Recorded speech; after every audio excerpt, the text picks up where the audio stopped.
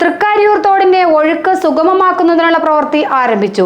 ജില്ലാ പഞ്ചായത്ത് 30 ലക്ഷം രൂപയാണ് ഇതിനായി ചെലവഴിക്കുന്നത്.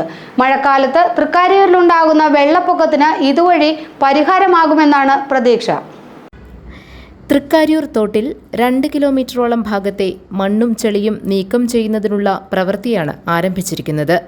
ജില്ലാ പഞ്ചായത്തിന്റെ വാർഷിക പദ്ധതിയിൽപ്പെടുത്തി 30 ലക്ഷം രൂപയാണ് പദ്ധതിക്കായി അനുവദിച്ചിട്ടുള്ളത്.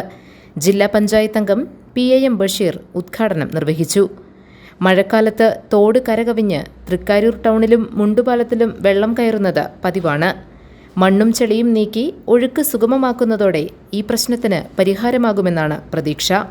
ജില്ലാ പഞ്ചായത്ത് നടക്കാതെ പോയിട്ടുള്ള പദ്ധതികളുടെ ലിസ്റ്റ് എടുത്തുകൊണ്ട് അതിൽ ബാലൻസ് വന്ന കുറേയധികം തുകകൾ ചേർത്തുകൊണ്ടാണ് എൻ്റെ ഫണ്ടല്ല, കഴിഞ്ഞ ഭരണസമിതിയുടെ ബാലൻസ് കിടന്ന ഫണ്ട് ഞാൻ സ്വരൂപിച്ചാണ് ഈ ജില്ലാ പഞ്ചായത്തിന്റെ ഈ 30 ലക്ഷം രൂപ ഇവിടെയും അതോടൊപ്പം തന്നെ കോട്ടപ്പടി പഞ്ചായത്തിലെ വിരിപ്പക്കാട്ട് ചരക്ക് 30 ലക്ഷം രൂപയും ജില്ലാ പഞ്ചായത്തിന്റെ ഭരണസമിതിക്ക് തുടക്കം കുറിക്കുന്നതിന് മുമ്പ് തന്നെ കൊടുത്ത വാക്ക് പാലിക്കുന്നതിന് വേണ്ടിയുള്ള ഇടപെടൽ നടത്തിയിട്ടുണ്ട്. നിങ്ങൾക്ക് എല്ലാവർക്കും അറിയാം, ഇവിടെ ഒരു പുഴയോ അല്ലെങ്കിൽ വലിയൊരു തോടോ ഏതെങ്കിലും തരത്തിൽ വെള്ളപ്പൊക്കം ഉണ്ടാകേണ്ട ഒരു സാഹചര്യമോ ഇവിടെയില്ല. തദ്ദേശ സ്വയംഭരണ സ്ഥാപനങ്ങളുടെ ഉത്തരവാദിത്വം നമ്മുടെ ഈ പ്രദേശത്തെ ഇത്തരത്തിലുള്ള പ്രതിസന്ധികൾക്ക് പരിഹാരം കാണുക എന്നുള്ളതാണ് തദ്ദേശ സ്വയംഭരണ സ്ഥാപനങ്ങളുടെ ഉത്തരവാദിത്വം.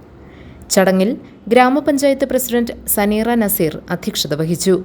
ജോമി തെക്കേക്കര, സൗമ്യ ശശി, രഞ്ജിനി രവി, ഫൗസിയ ഷിയാസ്, സത്താർ വട്ടക്കുടി, ആന്റണി ജോസഫ്, ഷെൽജ ജോസ്, അസീസ് മാമോളം, അജീബ് ഇരമല്ലൂർ, രാഹുൽ തങ്കപ്പൻ, അൻഷാദ്, അലി പടിഞ്ഞാറച്ചാലിൽ, നാസർ വട്ടേക്കാടൻ, സുരേഷ് ആലപ്പാട്ട് തുടങ്ങിയവർ പങ്കെടുത്തു. GTV news Kothamangalam.